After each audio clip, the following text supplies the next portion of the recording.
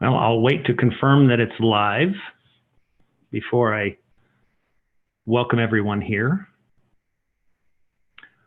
It always says I'm live, and there it is, and it pops up. Well, good. It's good confirmation. How's everybody doing this fine Monday? It is Monday, August 19th, 2019. And I wanted to discuss some interesting things today. So just to give everybody a quick update, apologize that we haven't been able to do more videos more often. We are definitely working to try to accomplish that. Things have become a little bit more complicated, but we are working through it.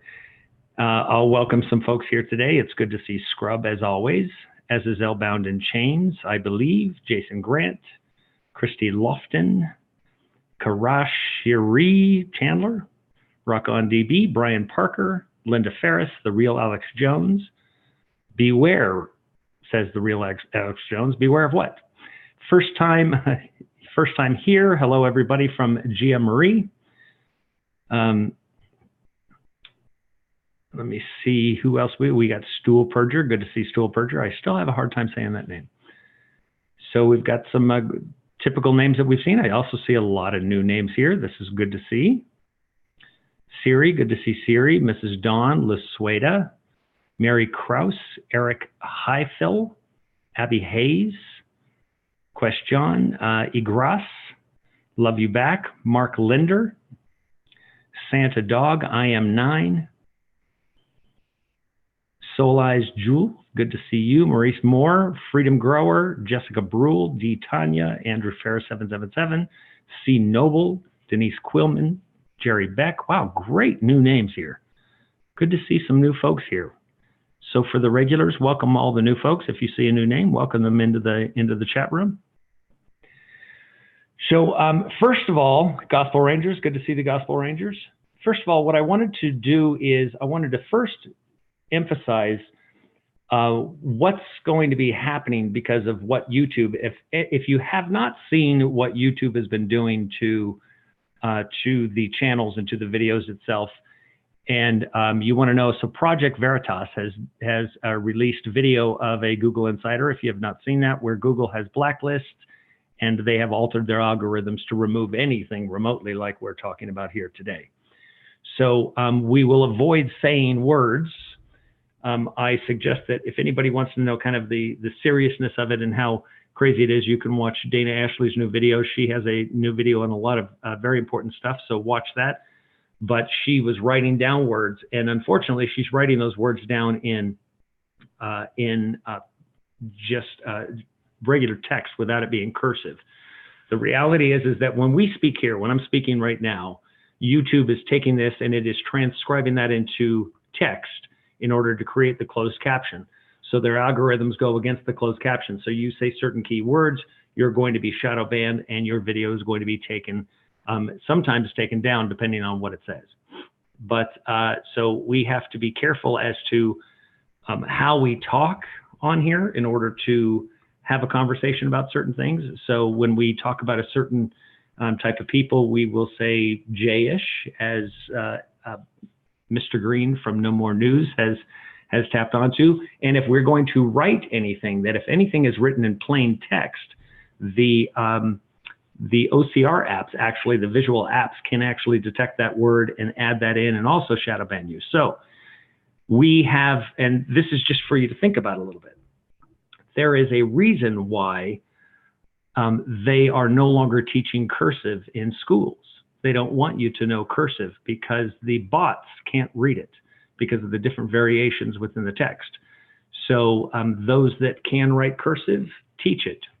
Make sure that you have it, and that will be utilized more often than not when we have to write things that we can't necessarily say or put in print. So that's going to be very important. So I'm going to get to the topic of today, because the topic of today is going to cover a bunch of different areas, because just like everything else, nothing is not interconnected in a certain way. all of the justifications, many people within the truth movement, within the QAnon movement, all of this area, people have been discovering these new truths about certain things that are quite disturbing, particularly like Pizzagate and things like that, where the elites of the world do things that we just could never imagine them doing. But the fact of the matter is they do. But what is the justification for such things? How do they justify it within themselves? Well, plausible deniability is one.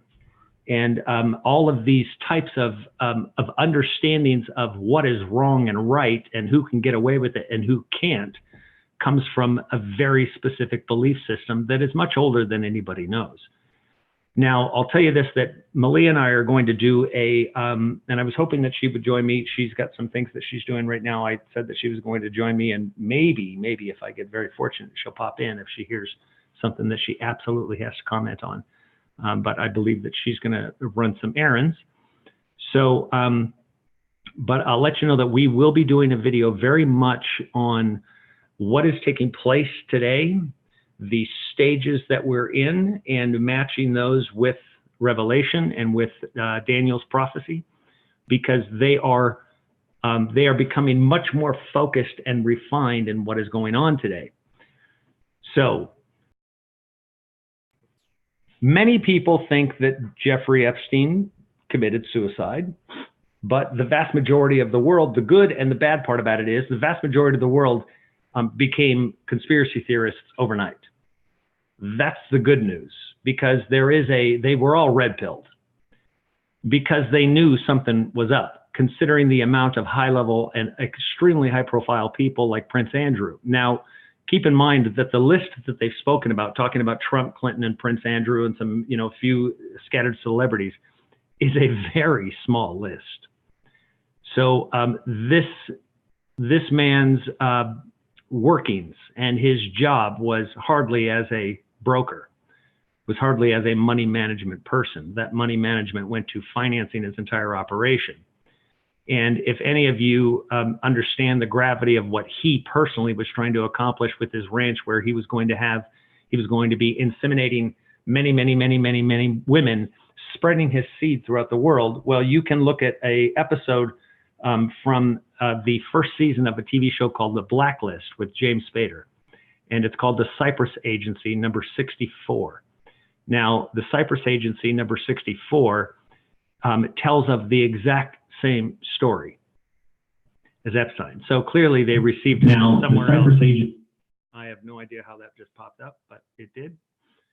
So let me get rid of this here for 1 second. I'm sorry. So I can see your guys' chats. Let me go back to this side here. Apologize. So Jeffrey Epstein was doing a lot more than anybody knows. You only know the tip of the iceberg. So there is much more to this. And the people involved with him obviously were very callous and felt that they had the ability to do these things and not be caught. And the fact is how can they actually wake up every day and deal with this? How can they wake up every day and feel that they have done no wrong? Well, this is where this specific group of people, and I'm not speaking of J-ish people, because just like you have extremists within Islam, the vast majority of Islam is peaceful.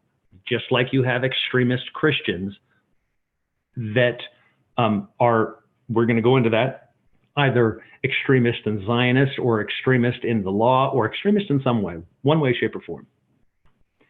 Well, there is a very specific people, and it goes back a very long way in our history.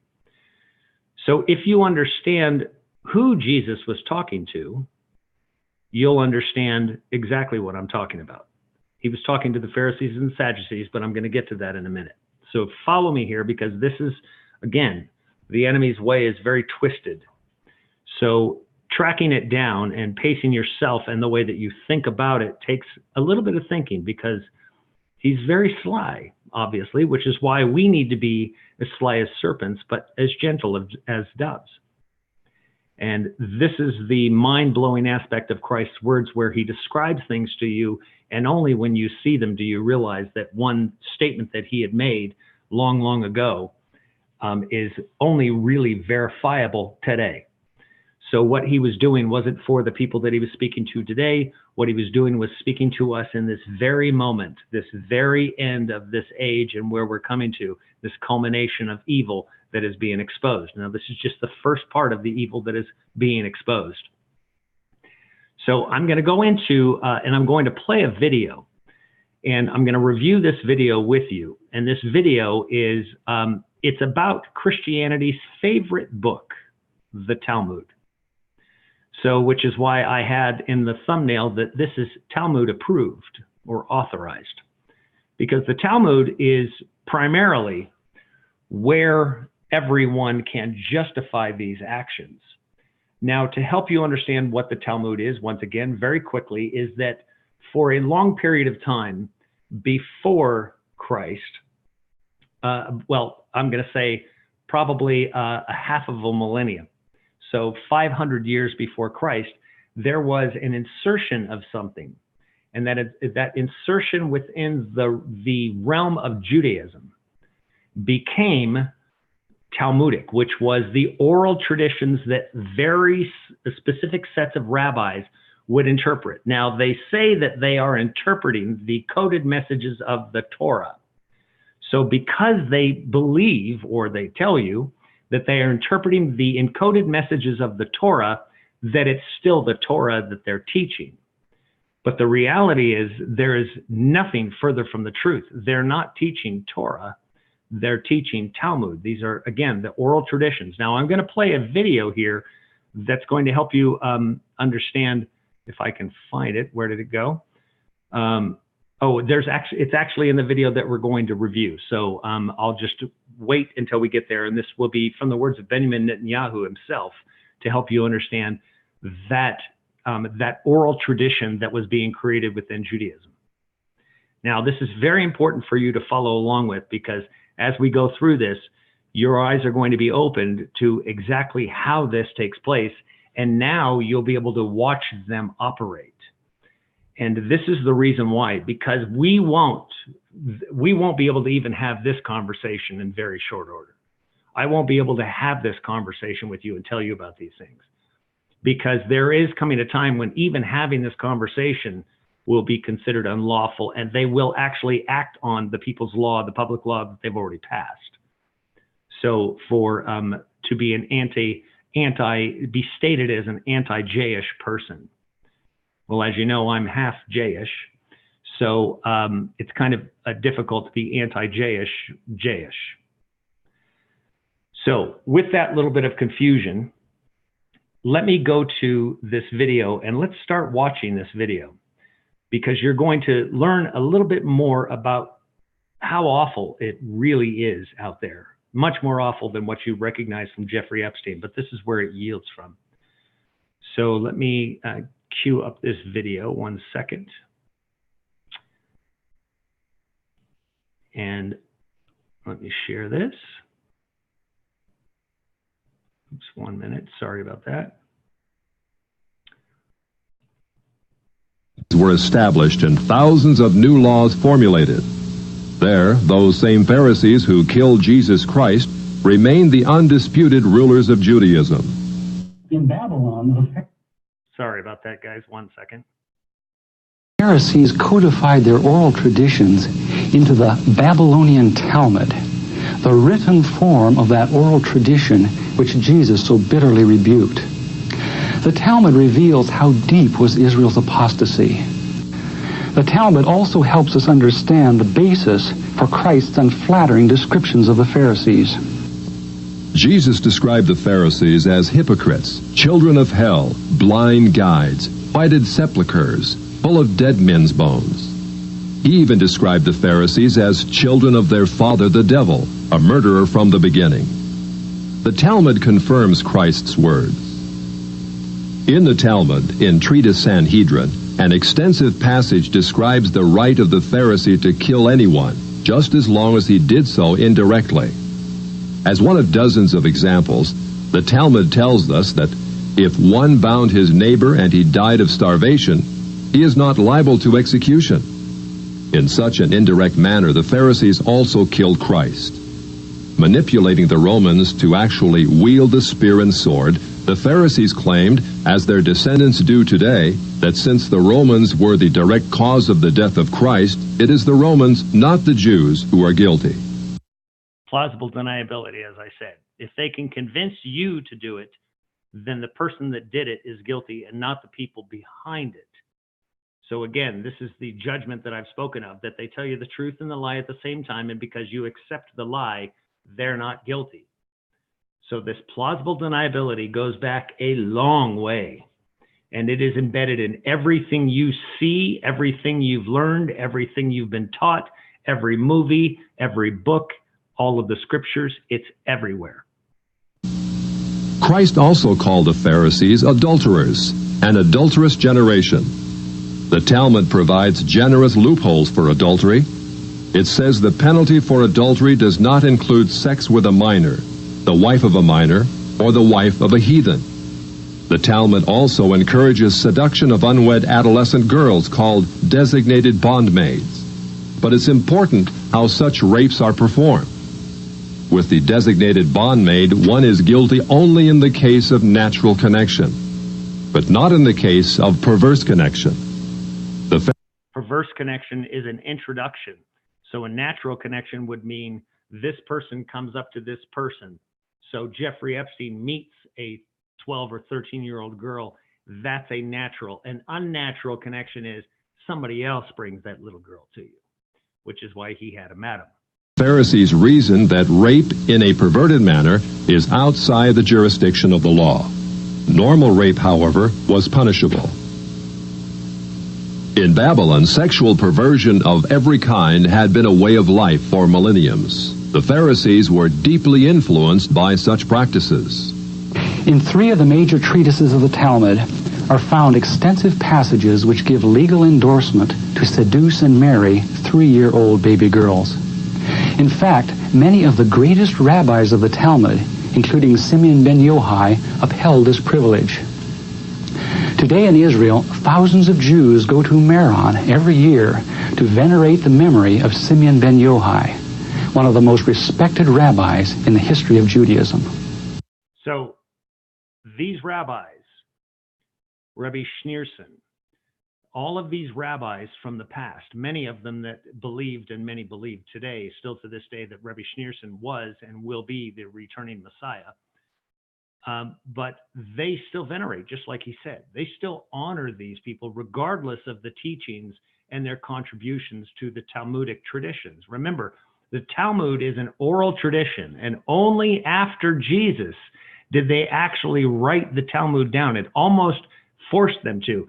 Now, for anybody that doubts the existence of Jesus, I say this, that the Talmud, and I'm going to tell you this, the Talmud is probably the greatest source of confirmation that Jesus or Yeshua existed, because they have entire sections dedicated to Jesus about how awful he was and is. And the Talmud speaks of Jesus being in hell, that they've tortured him in multiple different ways, and that he's in hell being poured with hot excrement, boiling excrement being poured over top of him. So just understanding who Talmudists are, you don't call them Jayish, because they're not. This is why Christ went after them very specifically. The Pharisees and the Sadducees were the Talmudists of that day. They did not represent Jews, but they were influenced through the arm of the Roman Empire. Now, we're going to be getting into that component of it and mapping that out, because there's a very important video that I'm going to review top to bottom. And we're going to go over with myself and Malia and talk about the very specific pieces. It's basically a rewriting of the history of this country, and it's going to help you understand precisely where this country is at within the scheme of things. And once you know this, I'm not telling you these things as fear tactics. These things, as I said, that we won't be able to talk about them and show them to you in the very near future. So if you don't understand the ways that that serpent moves and the practices and the attributes of these specific people, if you don't understand what they own and operate and how they run, they are not the Jayish people. They are Talmudists. It is very, very different. So these oral traditions change. They completely alter them every time they see fit in order to justify the deeds of what they do, which is why you can see throughout history why they are so awful to read. And I have links to some of this stuff within the description box below, and I'm going to provide links in the description box after this video of some of the things that I'm going to show you. But I'll continue with this video now, and we'll finish watching this. In one of dozens of endorsements of child sex, Simeon ben Yohai said, "A proselyte under the age of 3 years and a day is permitted to marry a priest." Agreeing with ben Yohai, the great Rabbah said, "When a grown-up man has intercourse with a little girl, it is nothing, for when the girl is less than this, 3 years and a day, it is as if one put the finger into the eye." The footnote to this passage says, "As tears come to the eye again and again, so does virginity come back to the little girl under 3 years." The same section confirms that sexual activity with small boys is in the same category. The intercourse of a small boy is not regarded as a sexual act.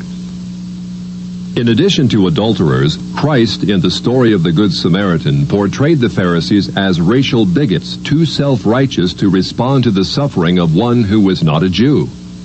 It is true, because of the wickedness of the Canaanites, which included sodomy and infant sacrifice, Israel had been commanded by God to be harsh in her treatment of the inhabitants of the land. God made it clear that the Canaanites were not simply to be avoided, but destroyed. By the time of the New Testament, this method of preserving God's kingdom by separation and the sword had become obsolete. God no longer made a racial difference between men. But the Pharisees were unfazed by God's new agenda. The Talmud was finally written down nearly 5 centuries after Christ, yet its critical, even homicidal attitudes toward Gentiles might have been lifted out of the book of Joshua. However, the quickest way to grasp the Talmudic view of Gentiles is not directly from the Talmud, but from the Jewish encyclopedias. If we quote an isolated opinion from the Talmud, a rabbi may quickly object, saying, "But that is not the overall opinion of the Talmud. That is not the definitive view." What the Jewish encyclopedia provides us is a definitive overview of perhaps hundreds of rabbinic statements on any subject, giving us accurate summaries of what the Talmud generally teaches. In its article on Gentiles, the Jewish Encyclopedia begins to define what makes a Jew so different from a Gentile. According to the rabbis, only Israelites are men. Gentiles they class not as men, but as barbarians. Since Gentiles are not men in the fullest sense, so the Gentile is not a neighbor of a Jew. Further, since Gentile laws were too crude to admit of reciprocity, meaning too crude to be taken seriously, the Gentile was forever beneath the Jew. Gentiles were outlawed by God from the beginning, and thus had no property rights. The Almighty offered the Torah to the Gentile nations also, but since they refused to accept it, he withdrew his shining legal protection from them and transferred their property rights to Israel, who observed his law. Since the Talmud outlawed the child, or issue of a Gentile, as that of a beast, a Gentile had as little legal rights in a Jewish court as did an animal. The Talmud states that if a Gentile sue an Israelite, the verdict is for the defendant, the Israelite. Conversely, if the Israelite is the plaintiff, he obtains full damages. Because the Talmud conspires against Gentiles, if a Jew was ever caught telling a Gentile what the Talmud really says, such a person deserves death. So vile was the nature of a Gentile that the great Simeon ben Yohai said, "The best among the Gentiles deserves to be killed. The best of snakes ought to have its head crushed." Jews, however, are exalted beings in the Talmud, worthy of praise. Christ described the Pharisee who blessed himself, saying, I thank thee, Lord, that I am not as other men. An eminent Talmudic rabbi says the same. Blessed be thou, who hast not made me a Goy, or Gentile. There is a special antagonism between the Talmud and Jesus. The Talmud attacks him everywhere it can, even his mother. Mary, the Talmud says, was a whore who mated with carpenters.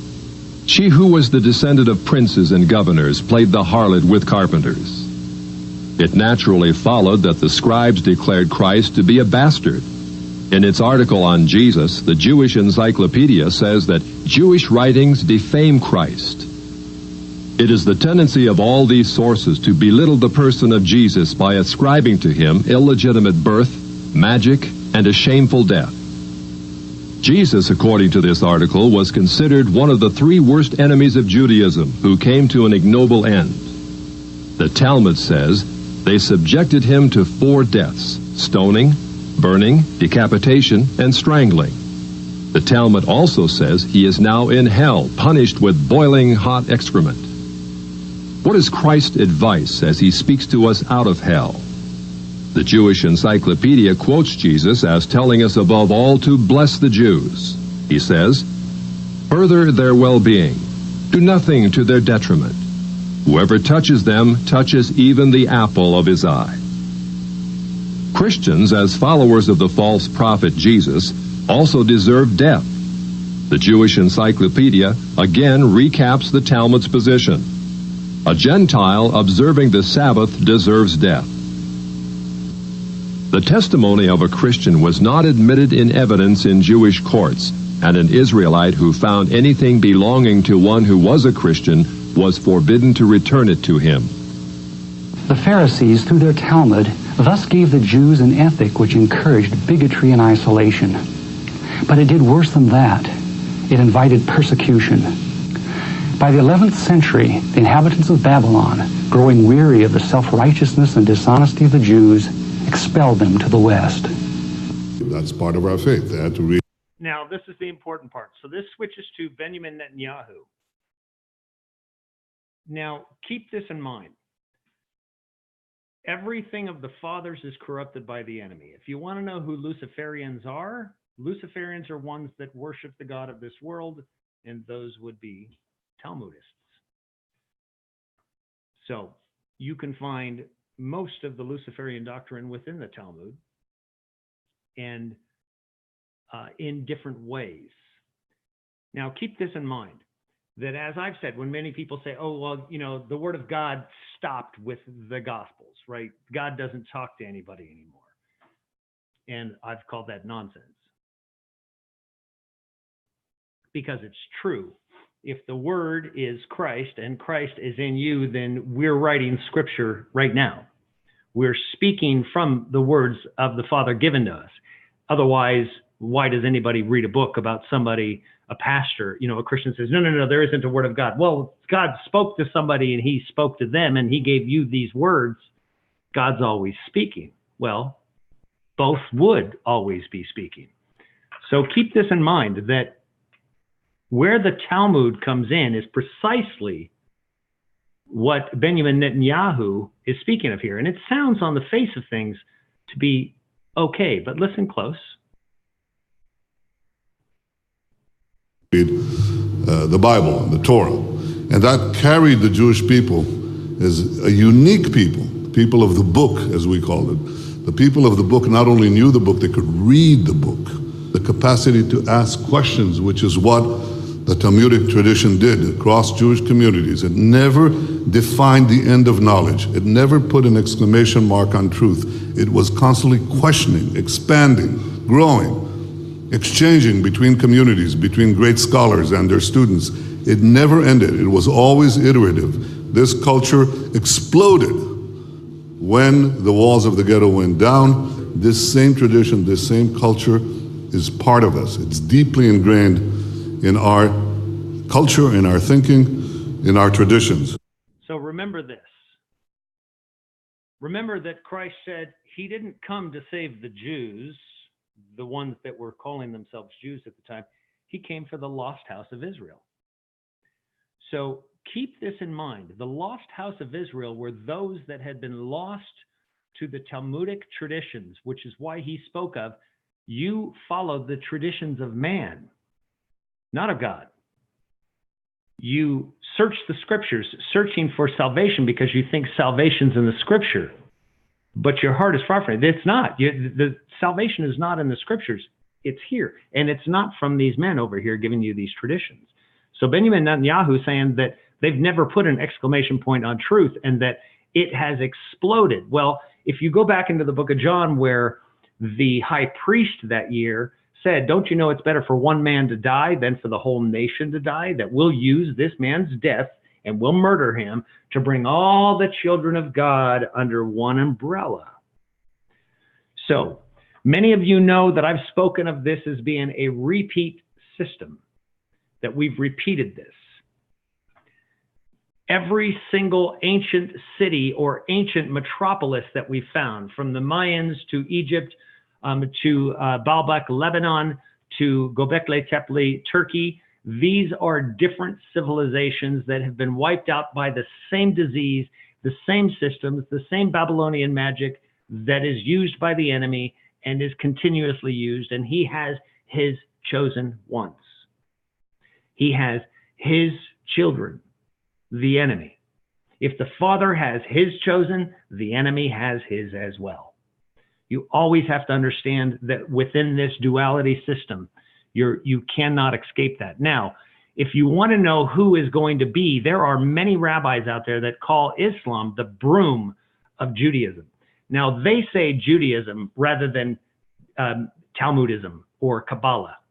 But the reality is, if they say such a thing, they're speaking from the terms of the Talmud and the Kabbalah. So if you want to know who's actually going to be doing the persecution of followers of Christ in these end times, well, let's look no further than this next portion of this video. Israel's fight is our fight. We are one. We are united. We will not be discouraged. We will not be defeated. We will not be intimidated. We will not sit down. We will not be silent. We are the worst nightmare of the anti-Semites of the world. The victory is going to be ours.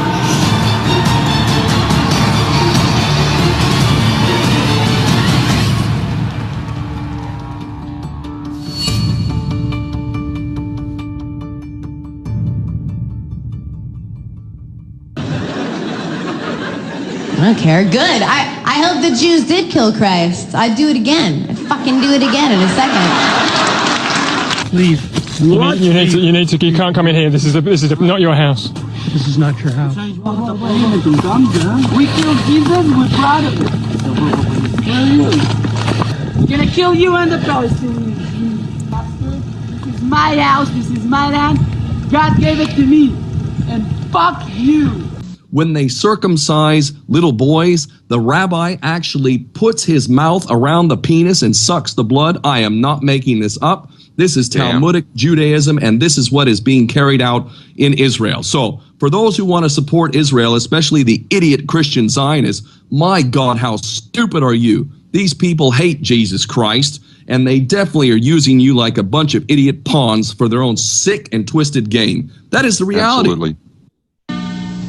So, is this thing on? Do you understand that many of the Christian leaders of the world are behind this? It's no different than the followers of Christ being in the crowd. They were the ones screaming, many of those that had followed Christ. And when he was captured, they were defeated, and they were the ones screaming, crucify him, because he had told them the truth, and now they had to be confronted with that truth. And they were being thrown out of the synagogues, and their life was upsetting, just like he promised. He promised the things that he promised because he could predict what was going to happen, because this has happened before. And when Christ said, I saw Satan fall like lightning, well, think about this, is that you had the Torah that was really the center focus of Judaism. And then 500 years before, they begin the Talmudic traditions. And then you have the Roman Empire working with religion. So here's the key. Right now, we have a lot of things happening, but you have a combination there where you have the Pharisees working with the Roman Empire. The Roman Empire was the military arm for the Talmudists. That's what they were becoming. The Talmudists were already doing things. They were already building synagogues, the temples, which were money changers. Just think of banks. They were already building that establishment of the Babylonian magic, which is money, which changes your needs. You now need money. You need them to go through.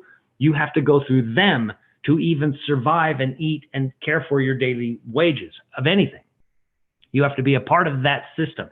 The same is today. You must be a part of a system. Think about how nonsensical this is. And this is what we're going to be addressing with the true history of the United States and where we're at within this in this next video that we do. Because you have to understand that this government mandates that you are a part, that the only way you can live is to be a part of a system of corporations that are there for profit.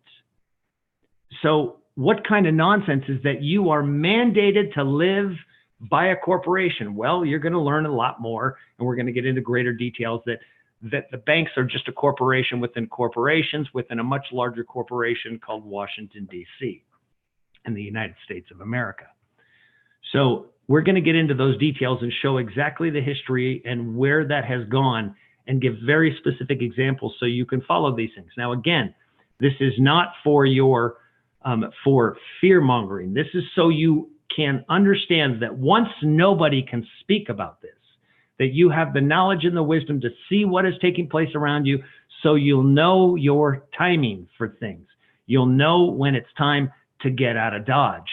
And this is why Christ was also giving you these signs. So he was explaining this ad nauseum and explaining to you what was going to happen. He said they will kill you and think they're doing the work of God. And just like spoken in this, they see what they're doing as the work of God, supporting Israel. Evangelical Christians that are pro-Zionist today are pushing for Israel, when there are also tens of thousands of real rabbis and real Jews that disagree with everything that they're doing, but you'll never hear from them. So you're not going to be able to hear from them because they will be called anti-Semitic as well. They will. They'll be called, it's like the same thing with Jesus. They say, well, hey, Jesus was a Jew. They go, no. Jesus ceased becoming a Jew and became a Christian. So it's them who determines who's a Jew or not. It's a statement. It can't be tracked in bloodline today. I did a podcast with Paul James Caden, the Spirit Side. I think he's renamed the channel. And I did that, and that was posted this morning, so you can look for that video where we discuss this at length. And I'll also be posting it to this channel in a few days once it's been up there, and I'll repost that here so you can watch it and listen to that podcast. But we go into great detail on that. So I also want to share with you, and I'll be putting these links in the description box as well. So this is a site. Let me just go up to the top here. Come in here, come-end-here.com. So a little bit harder to find, but you'll see New America, Sex with Children by Talmudic Rules, and this outlines all the details and all the specific locations within the Talmud, so you can find it yourself. And also, let me share this and show you this. I'll also provide this link, which is the entire Talmud. And also, you can see all the different sections within this. Jesus Christ in the Talmud, the names of Christ, the life of Christ, the Christian cross, the teachings of Christ. They discuss it at length within the Talmud. So I will also provide that link as well. In fact, I'll put that link in the chat box as we speak. Talmud Unmasked. You can read that, and also the come in here, I will also put, and this is the specifics. So when you're sitting there wondering about who Jeffrey Epstein is and where all of this type of things come from, this is where it comes from. Now, let's get to the next part. Where's Jeffrey Epstein?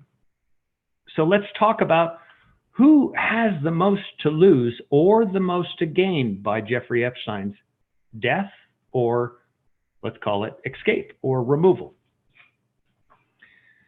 So first and foremost, everybody is questioning the security of MCC, the Metropolitan Corrections Center where Jeffrey Epstein was housed.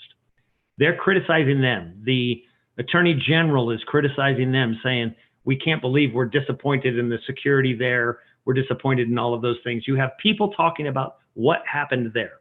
So here are a couple things to think about.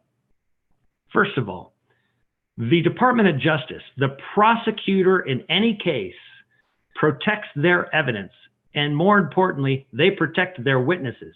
Well, the most important witness within any case is the accused. The person being accused is the most important witness because there is no case without them.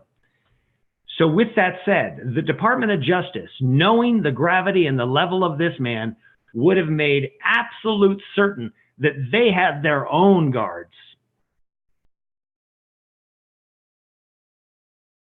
They would have made certain that they had their own guards. They would have made certain that they had cameras. They would have installed new cameras if they had to. If they had any interest in him staying alive, they wouldn't have just handed him over to some facility and said, you guys handle it.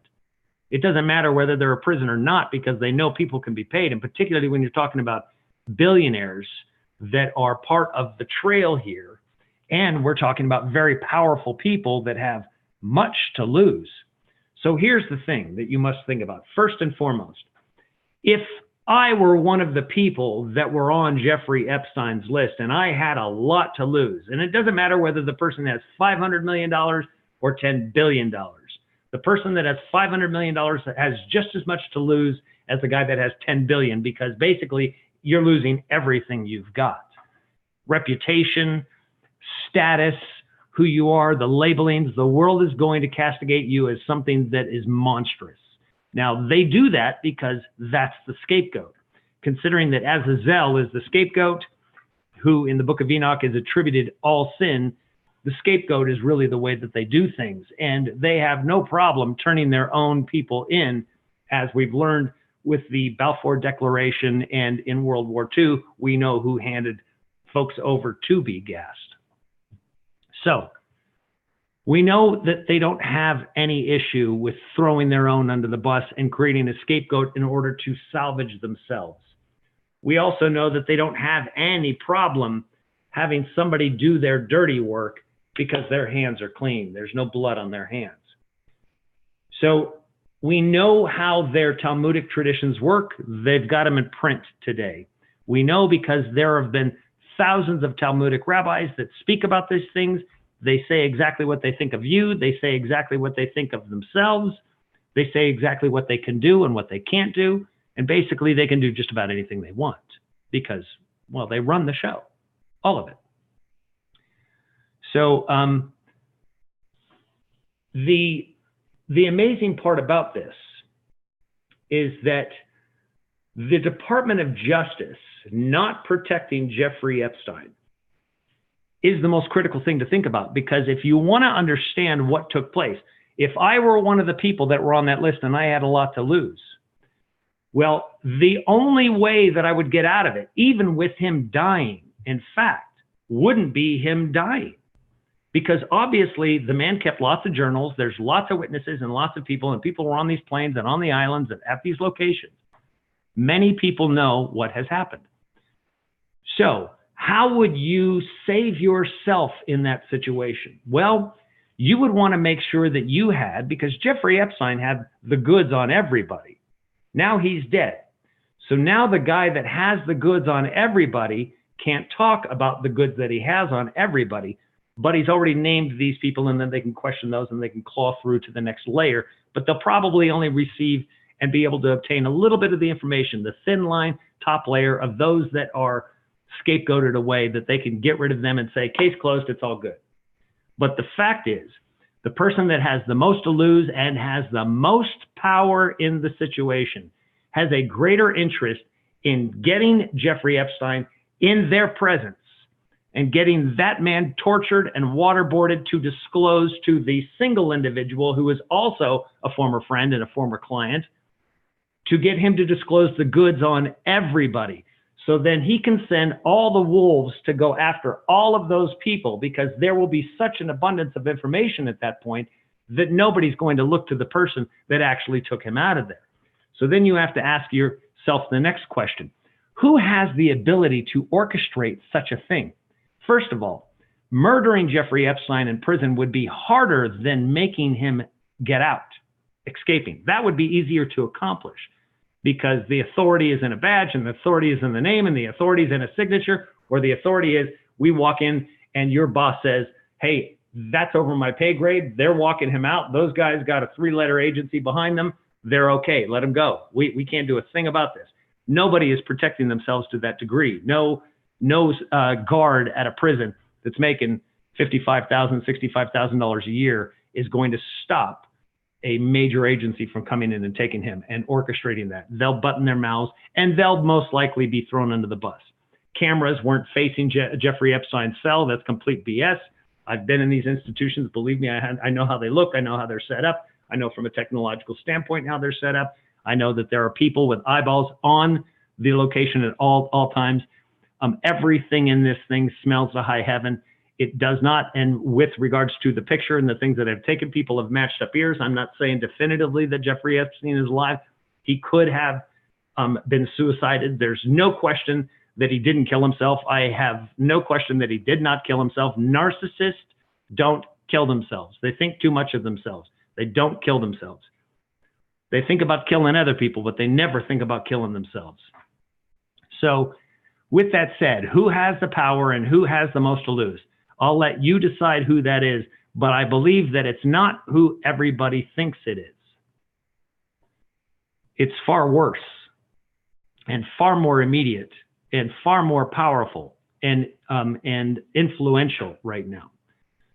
So there is so much going on. Now, I also wanted to say that along with all of this with Epstein going on, many of you may or may not have heard about this debate that went on with Dr. Michael Brown and a rabbi, and I'm sorry, I just lost his name off the top of my head, but I'm going to share this. I'm not going to play the videos, it's too long. But this is on Vimeo, vimeo.com/CPMUSA, which is Chosen People Ministries, United States. And this is the debate with Dr. Brown. Okay, now Dr. Brown is a Christian theologian, supposedly. This entire argument that he has here, this entire debate, there's no question that he wins the debate from the perspective of watching him without these things that I'm talking about right now. But what he doesn't do is he doesn't say who Jesus was talking to. So they can castigate Jesus as an anti-Semite. And they have now offered up, the Talmudists have offered up a new version. I call it the Council of Nicaea version 3. That we had the Council of Nicaea with the Romans in 325 CE. Then we had King James re-editing and changing the purpose and the meaning of the Bible. And that would have been the Second Council of Nicaea. And then we have the Third Council of Nicaea being offered to us right now by the Talmudists, saying, you know what, we'll all get along peacefully, but Christianity must accept this new version of the New Testament where we're scrubbing all of the anti-Semitic words of Jesus. They're not anti-Semitic. They are anti-Talmudist. That's why he only condemned the Pharisees and the Sadducees. He did not condemn men, women, or children, or anyone else. He cast out those that accused all of those people, which were the Talmudists. Because the Talmudists, they're the divine writers of the law. They're the divine seers of the law.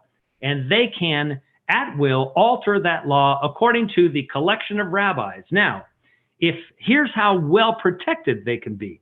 If you want to be a Talmudist rabbi and you wanted to understand the Talmud before it was written down, how they would orchestrate that and protect themselves, that they would go through their council of rabbis. All of these rabbis, they own a specific tractate. Each rabbi would control a specific tractate of the Talmud, which is anywhere between 60 and 63 books, depending on the printed edition. 60 and 63 tractates. It's a very large set. It's like the opening up the laws of any country. Now, it's quite specific, but what would happen is you had rabbis that controlled each one of those, or those areas within the Talmud. And so any rabbi that wanted to know it had to go through and be approved by each one to make sure that he was fully indoctrinated into their Luciferian regime. And that's precisely who they became. They are not Jews, they are Talmudists. That is quite different. I cannot stress that enough. So I'm just saying that word right now might get this video stricken. So enjoy it. This is the current condition we're in. Now, this is specifically why we can then look at the scriptures of what Christ said in Revelation. I know thy works and thy tribulation and thy poverty. He's speaking to us. But thou art rich, and I know the blasphemy of them who say they are Jews and are not, but are the synagogue of Satan. Revelation 3:9, behold, I will make them a synagogue of Satan, which say they are Jews and are not, but do lie. Behold, I will make them come and worship before thy feet, and to know that I have loved thee. So the good news is, if you understand the prophecies, you understand that it is a narrow gate and few find it. You understand that we are going to embark on some unbelievable tribulation and persecution that's coming, and it's going to culminate in many different areas, which we will cover in that other video, in the new video that Malia and I will do, because what we're going to be covering is we're going to be covering what that looks like, all of the different components, from what causes the famines, all of these things. There are a number of things that cause the troubles that are to come. And again, we're talking about these things right now, not to be fearful, but so you can know and know exactly the timing of how things work. And that's precisely why Christ was always asking people to gauge the timing of things. Who do they say I am? He would ask the disciples.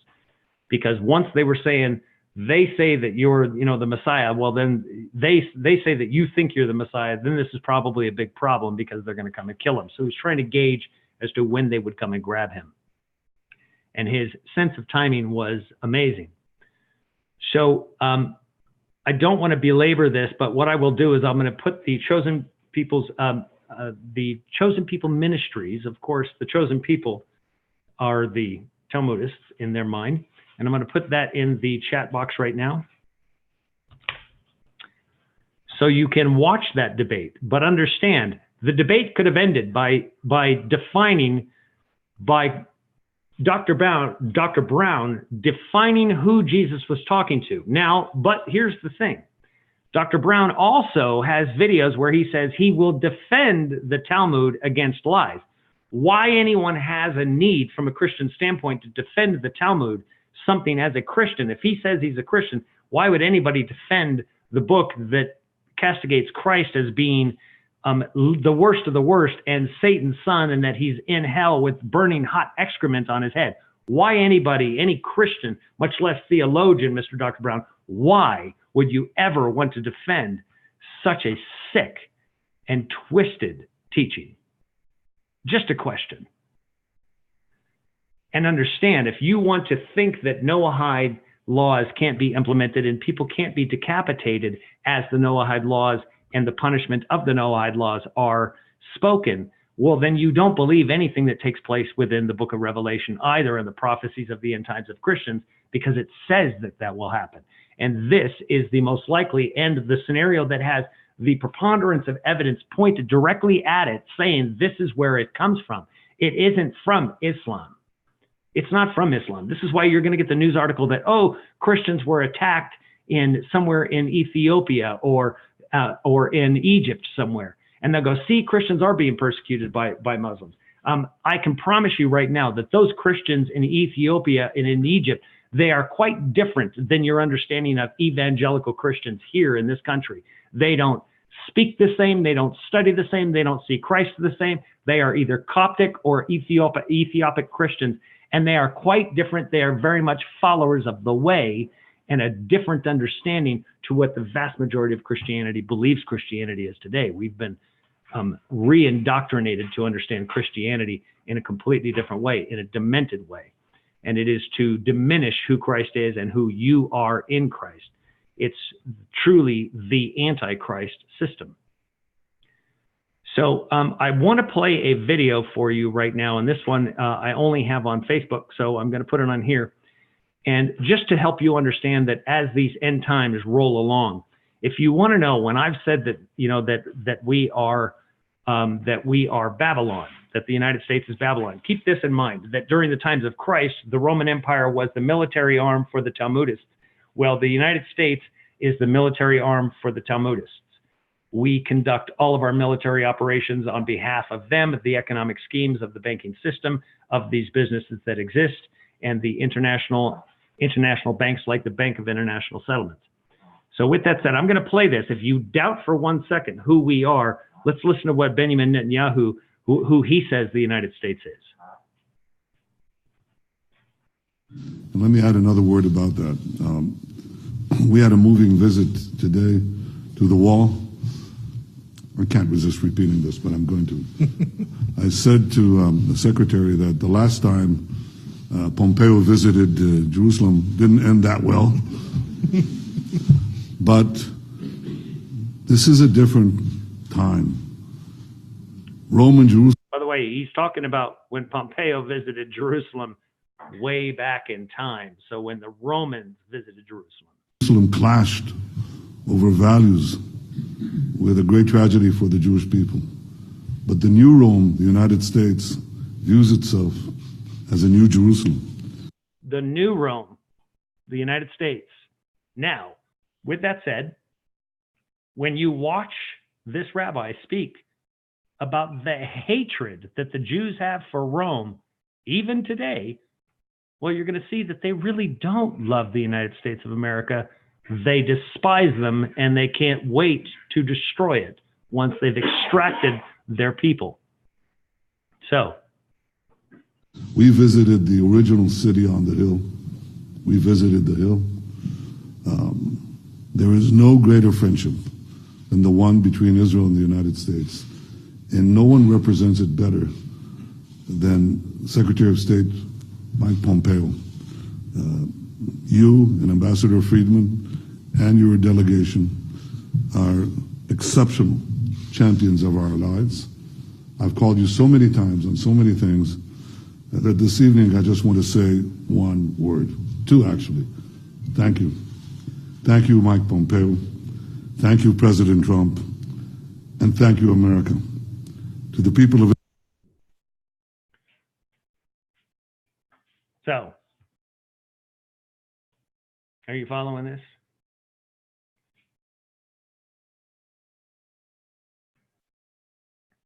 Do you see just how twisted this is going to get? Now, first of all, they believe that Mike Pompeo being there is literally a fulfillment of prophecy. The Talmudists also believe that Trump is a fulfillment of prophecy. Their Talmudist coins dictate and show this. So, with that said, I'm going to leave that with you and what I've shown you, and we'll go to some questions in the chat room. So if you have questions, put them all in all caps, please.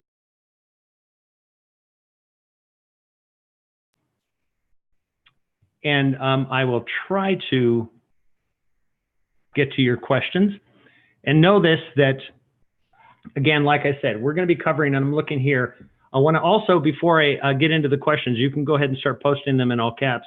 I'm going to give you this Thursday at 3 p.m.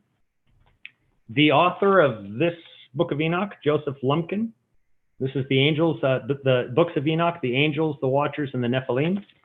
I had many of these books when I was incarcerated, and every time a inmate, here, try to get that up there, would read it, they would add their name into the book. And I had many of these because it was passed around. So Joseph Lumpkin will be joining me this Thursday at 3 o'clock, and we will be going over this and one of his new books, which is the Gospel of a translation where he's retranslated the words, and the same thing that he's done here from the original text, and sharing those. So that's going to be a great show. Joseph is the sweetest man, very, very kind soul. He understands. The amazing part is the first time I spoke to him was just a couple days ago. And for me to have a conversation with him and to see the exact same things that he's seen was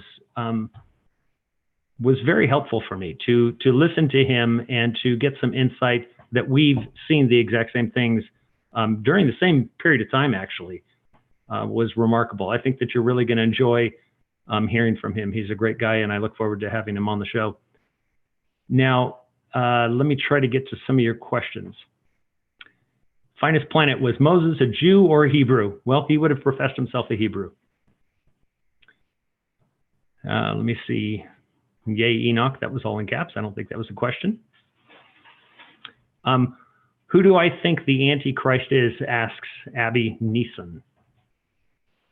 Again, just like everything else, two witnesses isn't necessarily two people. Two witnesses, New Testament, Old Testament. Two witnesses. Witnesses is the God of this world and the Father of heaven. The two witnesses, male and female.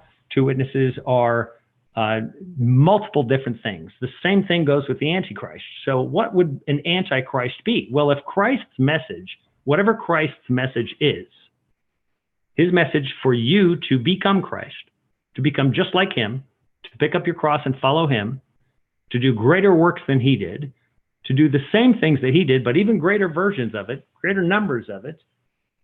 He tells you to be like him, to be one with the Father, just like he is one with the Father.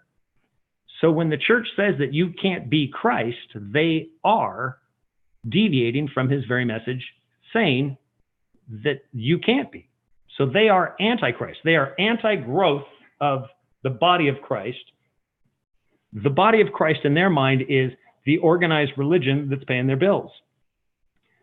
That's where the once saved, always saved doctrine came in, and all of this is quite distorted. So the church by and large could be considered, the Christian church by and large today could be considered the Antichrist, but so could the Talmudists, because they want to kill anybody that believes in Christ, so they could also be considered the Antichrist. So this comes from multiple different areas, and there are many different ways to look at it. This is the same thing, like I've said again, and I'll just give you an example. Describing this pen from this side is different than describing it from this side, but it's the same pen. So from different angles, you get different things. Gia Maria says, Derek, is there something man can do to stop this? This is the point. When Christ said all of these things, you see all these things, let your hearts not be troubled, for all of these things must come to pass. They have to happen. They will happen. They're already set in stone. The thing that you need to worry about is your soul, your spirit, your condition, your peaceful state. That when all of these things collapse and man's minds are failing them for fear, their hearts are failing them for fear, where are you standing? Are you fearful of dying? Are you fearful of, I'm more fearful of still sticking around after the misery passes. Who would want to be here? Am I going to go back to the Nag Hammadi soon? Yes, I will be. And these are also things that for the conference that we're doing, and anybody that wants to reserve their seat for the conference, there's still some left. We're limited to 100. The link is within the description box below to reserve your spot. We're going to cover specific areas. So we'll have 2 hours specifically on the Nag Hammadis. We'll have a couple hours on the Book of Enoch. We'll be covering very specific things and drawing a very, very large map as to what is going on. So you'll understand exactly where it is. And we're going to go through very specific things. Plus, we're going to have multiple different speakers that will be there that can give also different perspectives. Let me try to get to some more of these questions. What's the connection between the LDS Church and Israel and Judaism? Well, in all religions, there are some truths. Now, I believe that these truths have been leaked out and been given specifically to specific people like Joseph Smith. like Joseph Smith, that that when they're given this information, it's so much of a revealing truth that can be verified by them that they believe that they know all of the truth because they have such a large, profound truth. This is where I say each religion has some of the truth. None of them have all of it. And this is a perfect way for the enemy to disguise the truth and to prevent it from ever being assembled. That he would give Islam some truth and Christianity some truth and Judaism some truth and Jehovah's Witnesses some truth and all of these different religions who will never come together. They will always fight that their truth is better than the other's truth, and denominations. So think about how much truth is actually within each one of them. And this is why somebody says, you know, I wouldn't read the Satanic Bible or I wouldn't read the Book of Mormon. Read them all. You'll know what's true and you'll know what's a lie, especially now. Katie Raskell, did Jesus have a wife? I certainly hope he did. Let me just put it this way. If Christ was to experience everything that man had experienced, everything, if he didn't experience everything, then he couldn't have known what man goes through. So he had to have experienced everything. Everything. Now, I've asked many Christian theologians and pastors, was Jesus married? And they said, no, no, no. I said, why? Why do you say that? They say, because he was without sin. Shows you what they think of marriage. So let me see what other questions.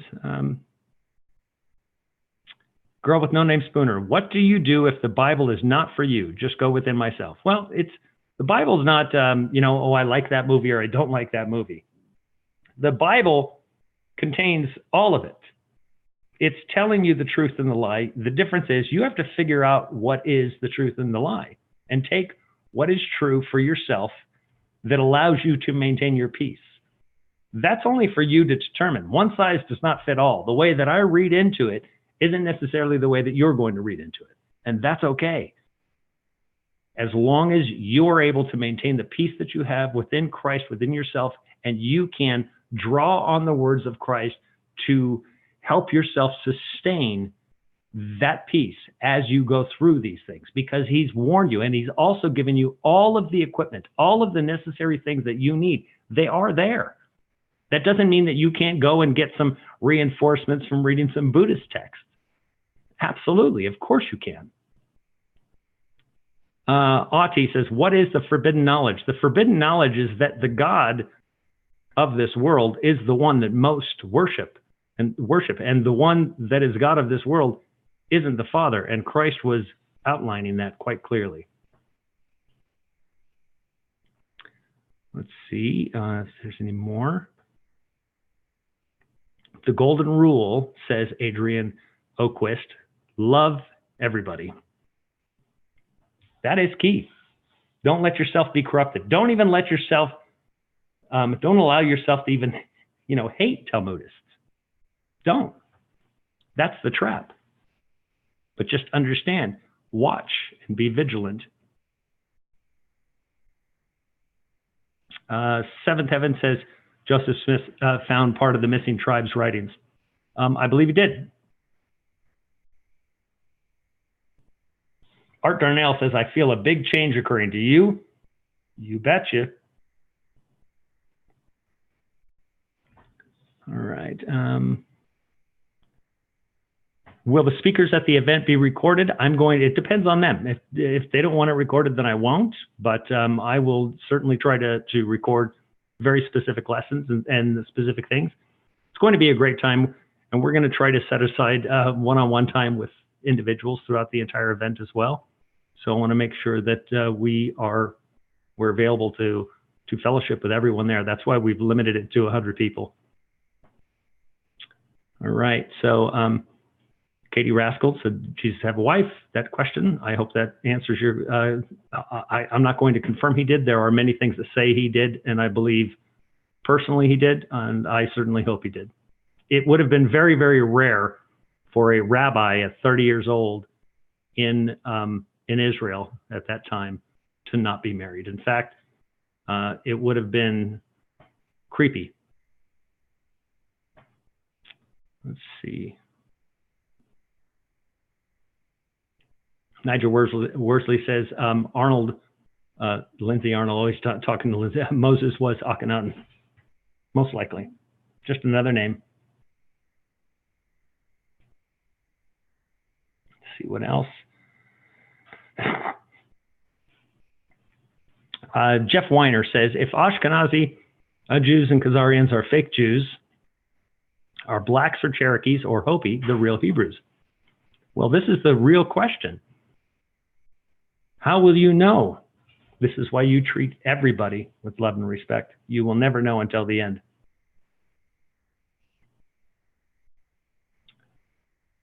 Is Moses Marduk? No, I don't believe so.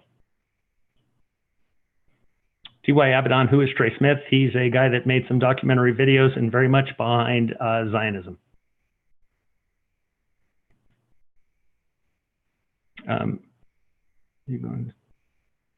All right, so I've tried to go through all of these questions. The Messiah can be killed but won't die, the goat says. Well, that's what they say. The Talmudists, anyways. Let me see what else, if I have anything else I need to cover.